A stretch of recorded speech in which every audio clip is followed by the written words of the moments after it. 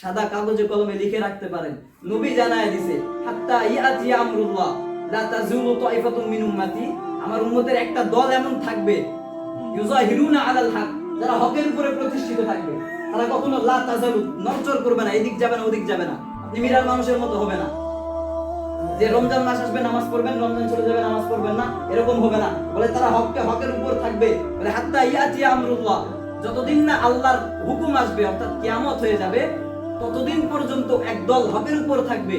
তো এই হাদিস যখন বললেন তো সাহাবায়ে কেরাম নবীকে জিজ্ঞেস করলেন ইয়া রাসূলুল্লাহ ওয়া মান হুম ইয়া রাসূলুল্লাহ, ওই যারা হকের উপরে থাকবে তারা কারা?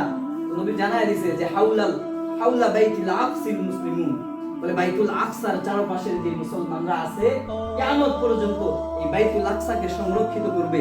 এই বাইতুল আকসার চারপাশে এক রাকাত নামাজ পড়লে 1 লক্ষ রাকাতের নামাজের সওয়াব আল্লাহ তাআলা দেয়। কয় রাকাত? 1 রাকাত পড়লে 1 লক্ষ রাকাতের সওয়াব।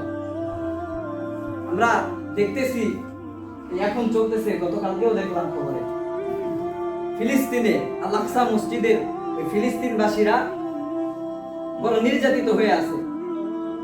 আল্লাহ নবী 1450 বছর আগে জানায় দিয়েছে যে কিয়ামত অবধি হাত্তা ইয়াতি আমরুল্লাহ, ওই মসজিদে আকসার মানুষগুলো তো নির্যাতিত হচ্ছে। আমি বাংলার মুসলমান, দেখে খুশি হওয়ার কিছু নাই, দেখে কান্নারও কিছু নাই। তো আপনি এটা নিশ্চিত থাকেন, নবী জানায় দিয়েছে যে ওই যে মসজিদে আকসার মানুষগুলো আমরা দেখতেছি, অনেকদিন আগে একবার হামলা করলো, তো হামলা বন্ধ ছিল, আবার তারা শান্তিতে নামাজ পড়তেছিল, রোজা রাখতেছিল। 38 খ্রিস্টাব্দ থেকে নিয়ে 82 খ্রিস্টাব্দ পর্যন্ত এক খ্রিস্টান বাদশা ছিল যে তার খ্রিস্টান দলবল নিয়ে 34 খ্রিস্টাব্দ, এখন তো কত খ্রিস্টাব্দ চলে 1800 কত জানি, যাই হোক 34 খ্রিস্টাব্দ থেকে নিয়ে 82 খ্রিস্টাব্দ পর্যন্ত এক খ্রিস্টান বাদশা তার সম্প্রদায়কে নিয়ে বাইতুল আকসার উপর হামলা করেছিল। সে ওই হামলাতে বিজয় হতে পারে না। শুধু কি তাই বলে না, বলে বখতে নসর, যাকে আমরা বখতে নসর রূপে চিনি, বলে ওই ব্যক্তিও তার খ্রিস্টান দলবল নিয়ে বাইতুল আকসার উপর আক্রমণ করেছিল, বাইতুল আকসাকে পরাজয় করতে পারে না। তো আমরা মুসলমান তো এমন জাতি, নবী জানায় দিছে বাইতুল আকসা কিয়ামত পর্যন্ত, কিয়ামত হয়ে যাবে বাইতুল আকসা, ওই যে ইহুদি খ্রিস্টান বেঈমানরা মিসাইল মারতেছে, ওই আকসার মানুষদের উপরে জুলুম করতেছে, শহীদ করে দিতেছে। নবী বলে তুমি দেখো, দেখতে থাকো, তোমরা যত যা করো ইহুদি খ্রিস্টান বেঈমান, তোমরা দুনিয়ার সব মানুষ পুরো পৃথিবী উল্টে ফেলো। ওই যে বাইতুল আকসা আছে, যে আকসাটা আমি মুসলমান, আল্লাহ তাআলা আকসাকে আমাদের মুসলমানদের প্রথম কিবলা করেছিলেন, প্রথম কিবলা করেছিলেন। কেমন দাম ওই আকসার, যেই কিবলা মসজিদে নববী হওয়ার আগে, যেই কিবলাতে আল্লাহ তাআলা সূরা বনী ইসরাঈলের মধ্যে বলতেছে সুবহানাল্লাযী আসরা বিআবদিহি লাইলাম মিনাল মাসজিদিল হারামি ইলাল মাসজিদিল আকসা। আল্লাহ বলতেছে আমি আমার নবীকে, পুত পবিত্র রবের শপথ, আমি আমার নবীকে এমন এক রাত্রিতে মসজিদে হারাম থেকে মসজিদে আকসায় নিয়ে গেলাম। বলে আমার নবী মসজিদে আকসায় গেল, বলে মসজিদে আকসার দাম বেড়ে গেল। সব পয়গম্বরকে আল্লাহ মসজিদে আকসায় জমা করলেন। বলে জামাত কে করবে, ইমামতি কে করবে? আদম নবী আছে, ঈসা নবী আছে, মুসা নবী আছে, নূহ নবী আছে, ইব্রাহিম নবী আছে, সব নবী আছে, ফেরেশতারা আছে। জিবরাইল আমিন যখন নবীকে নিয়ে বুরাকে নিয়ে ঢুকলেন, হাদিসের মধ্যে আসছে নবী যখন দাঁড়ায় গেলেন, তো জিবরাইল আমিনকে প্রশ্ন করলেন যে এই বাইতুল আকসা মসজিদের ইমামতি কে করবে?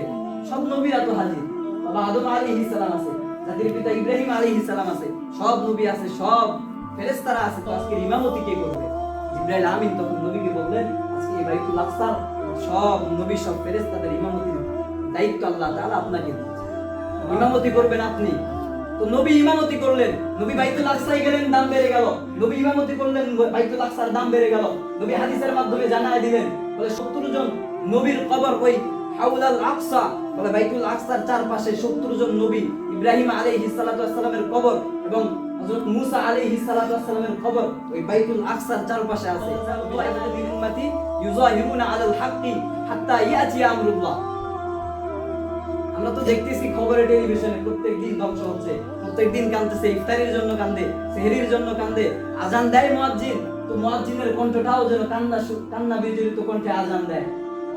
তো তারা যতই হামলা করুক, তারা চাবে তো বাইতুল আকসা দখলে নিয়ে নিতে পারবে না, এটা আমার নবী জানায় দিয়েছে। আপনি যতই মিসাইল মারেন আর যা করেন, খ্রিস্টানরা যা করুক, তো আমাদেরও কিছু কর্তব্য আছে। আমরা যেহেতু মুসলমান, আমরা দাবি করি জাতি ভাই মুসলমান, আল্লাহ নবী স্বয়ং নিজেও জানায় দিয়েছে আল মুসলিম আখুল মুসলিম, মুসলমানের ভাই। তা আমি খবরে দেখতেছি, টেলিভিশনে দেখতেছি ছোট ছোট বাচ্চা ইফতারের জন্য প্লেট নিয়ে খাবার তো পায় না, যতটুকুই পায় ততটুকুর জন্য আহাজারি করতেছে। আপনার আমারও দায়িত্ব হলো শুধু দোয়া করা নয়, কি নয়, শুধু মুনাজাতে দোয়া করা নয়, শুধু মুনাজাতে দোয়া করলেই হবে না। আপনারা আমরা যারা ইসরায়েলি পণ্য কিনি না, ইসরায়েলি পণ্য কিনা বয়কট করেন, ইসরায়েলি পণ্য কিনা বাদ দেন। ইসরায়েলি পণ্যের মধ্যে সাবান আছে, কি আছে, এই যে লাইফ বয় সাবান আছে, ডাব সাবান আছে, বিভিন্ন সাবান আছে, এরপরে ঠান্ডার মধ্যে 7 আপ আছে, পেপসি আছে, স্প্রাইট আছে, বিভিন্ন এই ইসরায়েলি পণ্যগুলো আমরা যারা কিনি, এরপরে হুইল আছে, সার্ফ এক্সেল আছে, আর অনেক কিছু আছে, এগুলো জানেন, এগুলো কিনা বাদ দেন। আপনি এগুলা কিনতেছেন, এগুলার টাকাগুলা কই যায়? ইসরায়েলে যায়। ওই ইসরায়েল আপনার হুইলের যে 2 টাকা 1 টাকা লাভ হয়, বাংলাদেশে 1 টাকা থাকে, ওদের কাছে 1 টাকা যায়। ওই 1 টাকা দিয়ে ওরা মিসাইল কিনে, ওই 1 টাকা দিয়ে বিমানের পেট্রোল কিনে, ওই 1 টাকা দিয়ে তারা বিমানের তেল কিনে, ওই 1 টাকা দিয়ে আপনার গাজার ভাইদের উপরে হামলা হয়। কিয়ামতের দিন যদি আপনাকে এটা আল্লাহ জিজ্ঞেস করে, তোর করার কিছু ছিল না, তোর ওখানে গিয়ে জিহাদ করার মতো শক্তি তোর ছিল না বাংলার মানুষ, কিন্তু এতটুকু তো ছিল, ইসরায়েলি পণ্য বয়কট করে ওটা কিনা বাদ দিয়ে অন্য বিকল্প পণ্যও আছে। লাইফ বয় সাবান বাদ দিয়ে মেরিল সাবান কিনেন, আপনি স্প্রাইট কোকা-কোলা খাওয়া বাদ দিয়া মোজো খান, যেটা ফিলিস্তিনিদের সাহায্যে আসে। আপনাকে যদি জিজ্ঞেস করে আপনি ধরা খাওয়া যাবেন। এজন্য আপনি ইসরায়েলি পণ্য কিনলে, এরপরে যে আমরা পেপসুডেন্ট ব্যবহার করি না, ক্লোজ আপ, পেপসুডেন্ট, এগুলো ইসরায়েলি পণ্য, এগুলো ব্যবহার করা যাবে না, এগুলো ব্যবহার করা যাবে না। আপনি এগুলো ব্যবহার করলে কিয়ামত দিন ধরা খাবেন। তো বাইতুল আকসার জন্য আমাদের দোয়া করা লাগবে এবং ওই ইসরায়েলি পণ্যগুলো আমাদের বয়কট করা লাগবে। আমি কথা বুঝাইতে পারলাম আপনাদেরকে? হ্যাঁ, তো ইসরায়েলের মানুষগুলো আমরা দেখতেছি খবরে, ভাই তারা কান্নাকাটি করতেছে, তারা বলতেছে আইনাল মুসলিমুন আকল, যারা দাবি করে আমার মুসলমান জাতি ভাই, তারা কোথায়? আব্দুল হাসানাত বলতেছে, ফিলিস্তিনের এক শায়েখ আব্দুল হাসানাত বলে, মুসলিম আরব কান্ট্রিরা কোথায়, যারা নিজেদেরকে মুসলমান দাবি করে? আমরা তো রক্তাক্ত হই দিনের পরে দিন, ওরা কি কোনো খবর রাখে না? তখন তিনি বলতেছে যে তোদের খবর রাখা লাগবে না, তোদের যেই পেট্রোল আছে, তোদের যেই তেল আছে, তোদের যেই কামান আছে, ওগুলো আমাদেরকে দিয়ে তোরা তোদের জায়গায় বসে থাক, ওই সামানাগুলো আমাদেরকে দিয়ে আমরা যুদ্ধ করতে পারি। ওরা তো কিছু করতেছে না, দুনিয়ার মানুষ সব মুসলমানরা দেখতেছে, সবাই সবার জায়গা থেকে কান্না করতেছে। তো কান্নার সাথে সাথে আমি যদি ইসরায়েলি পণ্যগুলো বয়কট করে দেই, তাহলে আমি মিরার মানুষ, আমার জায়গা থেকে আমি বাইচে যেতে পারি ইনশাআল্লাহ। কথা বুঝলেন? ইসরায়েলি পণ্য বুঝাইতে পারছি, ওই যে 7 আপ এগুলো খাওয়া যাবে না, ক্লোজ আপ এগুলো ব্যবহার করা যাবে না, লাইফ বয় সাবান ব্যবহার করা যাবে না, ডাব সাবান শ্যাম্পু এগুলো ব্যবহার করা যাবে না, সানস্লিক, এয়ার কন্ডিশন এগুলো ব্যবহার করা যাবে না। এগুলোর বিকল্প অনেক আছে, আপনি দোকানে গিয়ে জিজ্ঞেস করবেন, অনেক আছে আপনার কাছে, অপশন আছে। অপশন থাকার পরে যদি ব্যবহার করেন, জবাব দেওয়া লাগবে।